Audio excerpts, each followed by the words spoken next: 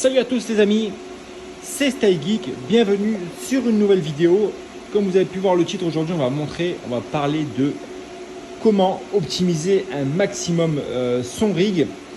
Quelle est la bonne solution pour les châssis et faut-il continuer à utiliser ces fameux châssis noirs que je vous ai présentés il y a maintenant de ça bientôt 7 mois. Donc déjà, merci à tous les nouveaux qui rejoignent la chaîne. Ça fait extrêmement plaisir de voir la hype qu'il y a sur ma chaîne, enfin, sur le monde des cryptos en général, mais vous êtes de plus en plus nombreux sur ma chaîne. On approche fortement les 20 000 mineurs. J'avais prédit les 20 000 mineurs pour fin d'année 2021. En tout cas, enfin, je pensais déjà que ça allait passer les 10 000, mais on a dépassé largement les 10 000. On approche fortement les 20 000. Donc en tout cas, merci à vous. Abonnez-vous, mettez un pouce bleu et un commentaire, ça fait toujours plaisir. N'hésitez pas à rejoindre le Discord de StyleGeek Mining, de me suivre sur Instagram. Comme ça sera beaucoup plus simple pour discuter autre que YouTube.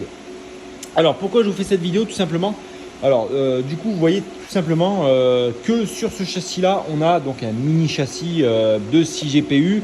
Et dessus, on a des très grosses cartes graphiques qui ont un peu pris la poussière, faut le reconnaître, mais qui vont être nettoyées et bien sûr qui vont être mis à l'aise dans un autre châssis. Je vous montre ça tout de suite. Alors tout simplement, voilà, j'ai fait cette petite vidéo simplement parce que je trouvais qu'avoir des 3080 et des 3090 sur un petit châssis comme ça, c'était pas forcément la meilleure solution. Surtout que j'avais posé, pour ceux qui ont suivi les anciennes vidéos, des ventilateurs comme ceci pour refroidir du coup les cartes graphiques. Alors forcément, c'était pas très professionnel, mais ça allait changer et du coup, je me suis dit, je vais vous en faire une petite vidéo. Alors celle-ci, elle chauffait un peu, donc c'est une 3090 qui chauffe un poil. Là, on a la FE 3090, là on a une 3080. On a encore deux 3080 qui doivent arriver. Donc à ce moment-là, on va les rajouter petit à petit sur la carte mère. Alors qu'est-ce qu'on a comme alimentation? On a une Silverstone DA 1650 watts. Alors très bonne alimentation, vous avez énormément de câbles. Donc là, il n'y a pas tout, j'ai mis uniquement ce que j'avais besoin pour cette vidéo. Mais j'ai encore la boîte avec beaucoup de câbles. Ensuite en carte mère, donc en carte mère, je sais plus ce qu'on a. On a de la Asus, je ne sais plus quoi. Enfin très bonne carte avec un i7 4770 dessus. 16 Go de RAM DDR3, donc ça fera très bien l'affaire. Donc tout simplement, qu'est-ce qu'on va faire? On va passer en fait toutes ces cartes graphiques et cette installation, ce rig, sur ce fameux rig là. Donc vous le reconnaissez, ce rig là, je vous l'ai présenté déjà, c'est pas pour vous mentir, une dizaine de fois sur la chaîne, hein. C'est les fameux rigs de la boutique des oiseaux. Donc très bon châssis. Quoi dire de plus? Bon, moi je les ai pris sans les planches parce que voilà, les planches ici ça coûte rien. Je les ai recoupées juste à la petite dimension, ça sert à rien d'avoir la planche qui dépasse sur les côtés. On a, j'ai imprimé les petits clips en PLA hein, avec l'imprimante 3D. J'ai imprimé ce petit support d'alimentation et là on va simplement transformer ce rig là en ce rig là. Donc là on va venir installer justement des ventilateurs à l'arrière avec des riselants, la méthode la plus basique et la plus simple si je trouve des riselants bien entendu. Et bien on va y aller, c'est parti. Je vous fais des petits plans, des petites coupures et je vous reprends à l'avancée du montage. A tout de suite. Alors je vous reprends, hein, je suis en train de faire le démontage des cartes graphiques. Voilà, petite astuce, hein, n'oubliez pas quand vous démontez des appareils avec des composants électroniques comme des cartes mères, des processeurs ou n'importe quel composant électronique, n'hésitez pas à vous décharger, sur une surface métallique, hein, donc cadre, n'importe quelle surface qui peut être métallique pour vous décharger de tout courant statique et éviter de faire des micro court-circuits sur les composants. Deuxième petit point, n'hésitez pas à poser tous vos éléments informatiques ou composants, micro-composants sur du bois ou du papier antistatique qui est livré avec vos cartes graphiques. Donc là, ça sera du bois, mais vous pouvez mettre du papier antistatique. Voilà, c'était juste le petit point. Allez, je vous reprends, je continue le démontage. Donc voici le démontage donc, des 3 cartes graphiques pour le moment. On voit qu'il y a pas mal de poussière, donc profitez-en hein, quand vous démontez vos cartes graphiques à utiliser des petits pinceaux comme ça en nylon. Et vous allez en fait simplement venir passer hein, dans toutes les ailettes et ventilation de votre carte graphique. Bon, je vous montre ça en 2 spies parce qu'une main c'est pas pratique, mais ça va venir en fait nettoyer voilà, vos cartes graphiques, à bien nettoyer le tour des ventilateurs et si vous pouvez passer nettoyer dessous les ailettes des ventilateurs. Donc ça, c'est un petit pinceau que vous pouvez retrouver n'importe où, hein. C'est un pinceau qui m'a été livré avec un clavier et ça permet de bien nettoyer et de venir chercher la poussière en profondeur. Donc maintenant qu'on est venu démonter totalement sa structure, la vieille structure, hein, vous voyez que bon, ça n'a rien à voir par rapport en termes de form factor. On est sur quelque chose de beaucoup plus compact ici. Et là, on a quelque chose de beaucoup plus fat, beaucoup plus aéré. Et on va pouvoir ventiler au maximum les cartes graphiques. Donc là, ces réglages vont être pour 6 à 8 GPU. Mais là, on va mettre 6 gros GPU dessus. Donc ça va être très très bon. Donc là, on vient simplement fixer. Donc je viens de fixer la carte mère, ni plus ni moins. Vous voyez, elle ne bouge pas. Voilà, donc là, on va simplement venir fixer notre alimentation qui est juste là. On va la dépoussiérer juste avant. On va venir la fixer là grâce à notre support d'alimentation. Et on va venir lui mettre des vis pour pouvoir la bloquer.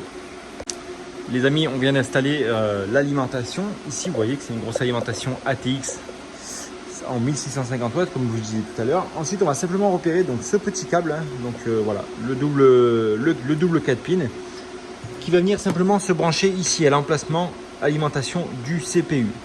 Et une fois qu'on a fait ça, on va chercher le gros 24 pins du côté de l'alimentation qui est juste là. Normalement, vous l'avez comme ça. Et là, on va simplement venir du coup le plugger ici. Donc, faites bien attention au petit détrompeur qu'il y a ici.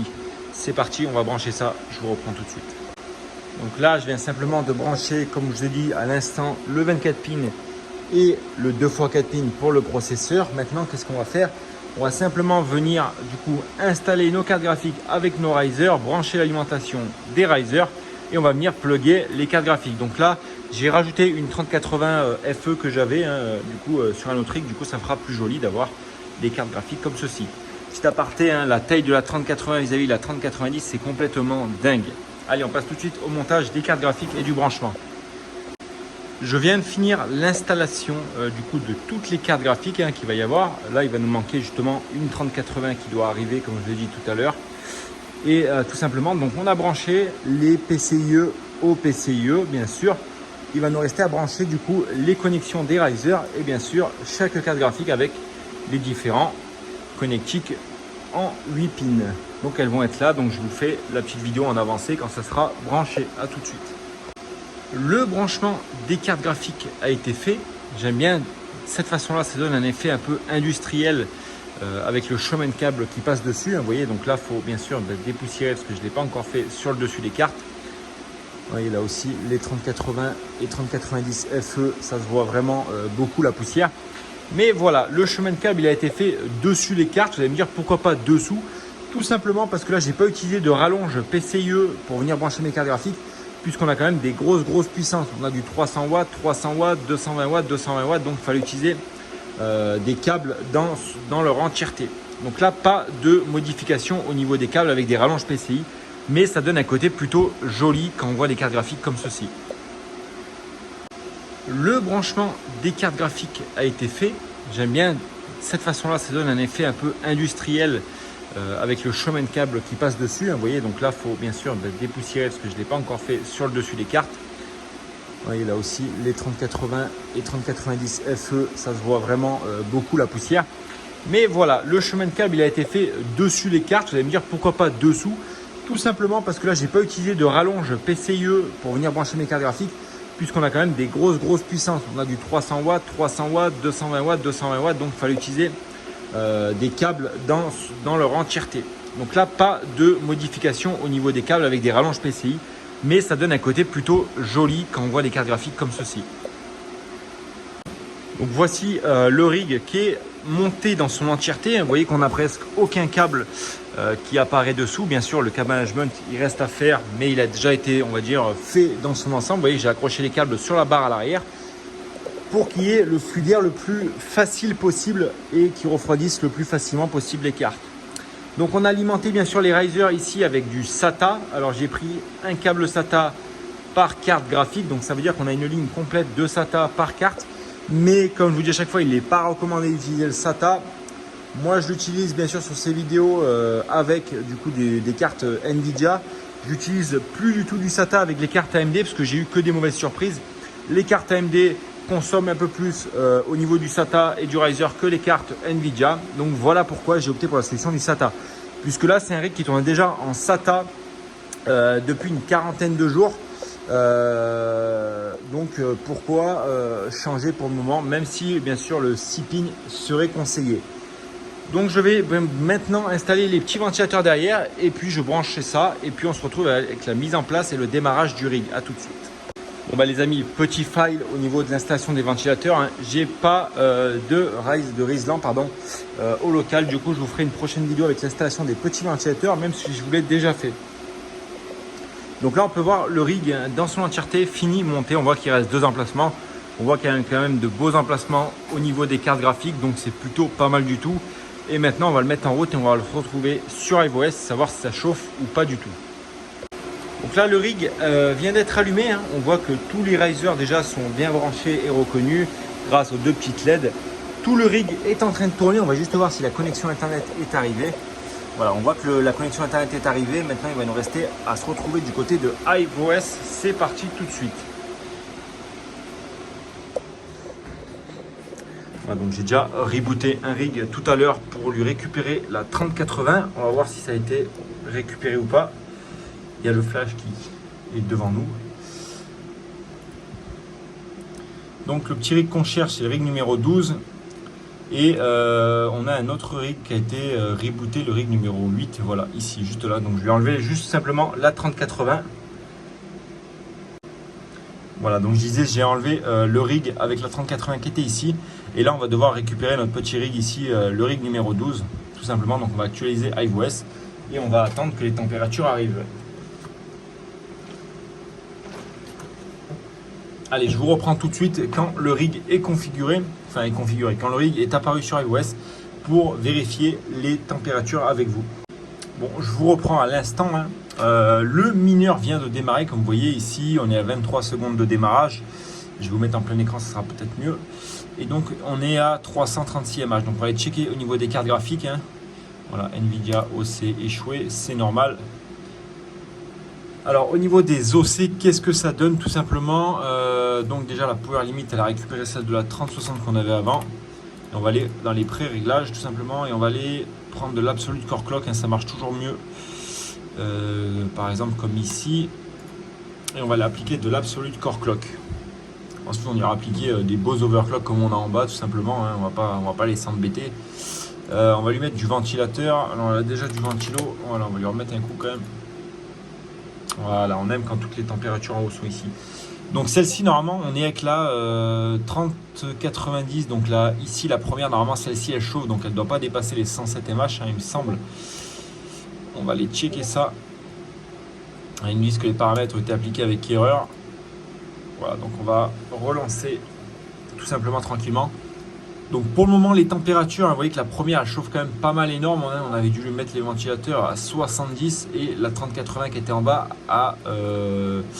alors attendez, je crois qu'on a eu Nvidia, donc ça c'est la Gigabyte, celle-ci. Non, ok, donc la Gigabyte, elle est ici, ici, et ça c'est la Nvidia. Donc attendez, on va refaire un tour en arrière, on va aller checker ici. Voilà, donc les overclocks ont été montés, hein, mais pas encore assez. Donc je vais simplement reprendre petit à petit les overclocks, hein, pour les peaufiner le plus facilement possible. Celle-ci elle est en train de monter pas mal en température. Et voilà, en tout cas, bon après c'est juste du peaufinage, hein, c'est juste du réglage, mais ça prend un peu de temps, donc ça sert à rien que je vous fasse attendre en vidéo les overclocks. Si vous voulez une vidéo dédiée sur les overclocks des rigs, bah, n'hésitez pas à me le dire dans les commentaires et puis on fera ça tranquillement. En tout cas, bah, les amis, j'espère que la vidéo vous a plu, hein. C'était Stay Geek et moi je vous dis à demain pour une nouvelle vidéo. Ciao!